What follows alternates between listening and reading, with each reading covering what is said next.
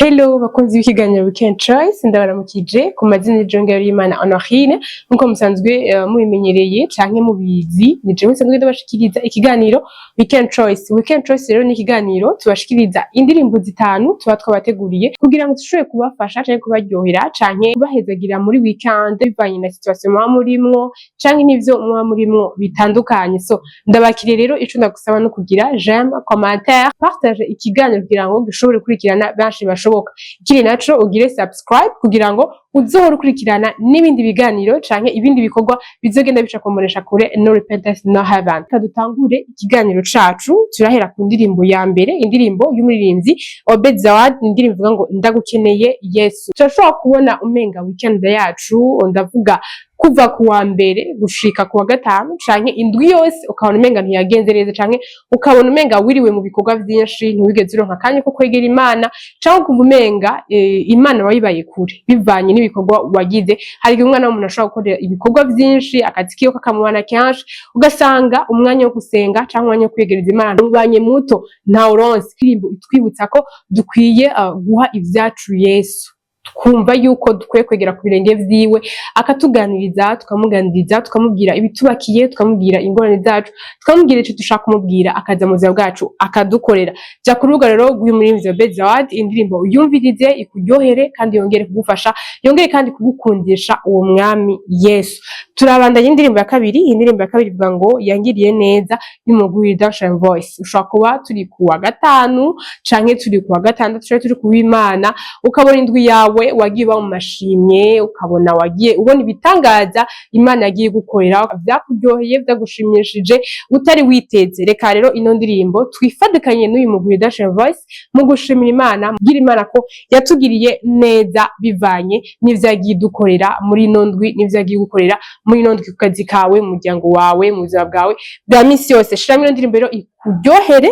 Urashobora kuja ku rubuga rwa YouTube rw'uyu mugwi nyene wandika Redemption Voice, indirimbo ikuryohere igufashe kandi wongere kumva umunezero wo mu Mana. Tubona indirimbo igira gatatu, indirimbo ivuga ngo ndagukunda y'umugwi Sons of Lion Celebration. Indirimbo ivuga ngo ndakunda Imana, mbega nawe ukunda Imana. Reka rero ino ndirimbo ikuryohere wumve ko ino weekend wa muri weekend ukumva yuko Imana uyikunze kurusha uko wayikunze mu yindi misi, ukumva yuko Imana uyikunze kurusha uko wowe warayikunze, bikubere uvuga ngo urukundo ruduge bivanye n'ingene Imana idufata. Imana iradukunda kandi Imana iratwitwarika, rero natwe birakwiye ko tuyikunda kuko nayo iradukunda. Reka ino ndirimbo igufashe kumva yuko wongeye gukunda Imana ukundi.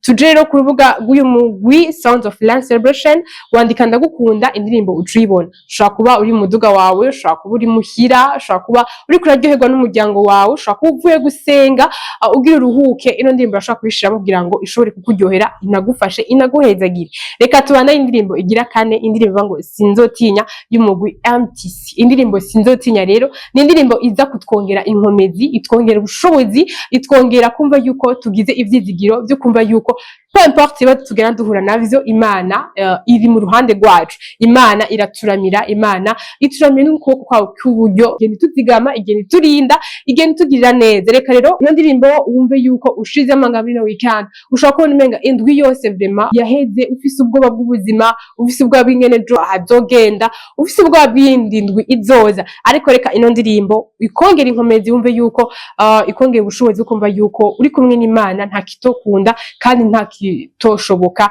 iyo Imana iri mu ruhande rwacu. Reka dusimbire ku rubuga rwa YouTube twandike sinzotinya by MTC kugira ngo dushobore gufashwa, guhezagirwa kandi kongerwa inkomezi. Indirimbo y'umuririmbyi Dudu Theophile ni y'ukuri, ni indirimbo yitwa Akira. Reka ino weekend duhereze Imana ivyacu vyose, tuyihe umuryango yacu, tuyihe akazi kacu, tuyihe ivyacu vyose byo twakoze kugira ngo ishobore kugenda neza.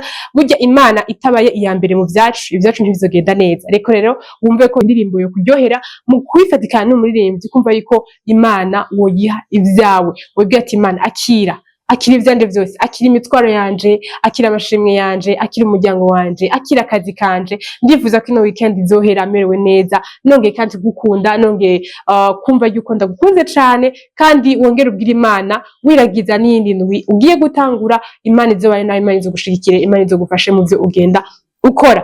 Rero Weekend Choice, ikiganiro Weekend Choice kirangiriye ngaha, ariko numva nobasaba ko mwokurikirana zino ndirimbo kugira ngo mushobore kuryoherwa. Ushobora kuba uri muhira, ushobora kuba uri kurakora, ushobora kuba uri muri sport, uri kugenda wumviriza kino kiganiro, reka ukomeze kuryoherwa no gufashwa. Ikindi naco ukiravye ntucirabane wenyene, gipartage abandi bashobora kugikurikirana n'abandi bashobora kuryoherwa bashobore gufasha. Naho ubutaha rero mu kindi kiganiro ca Weekend Choice ku yindi ndwi izokurikira, mukomeze muryoherwa na weekend yanyu. Mwarahezagiwe.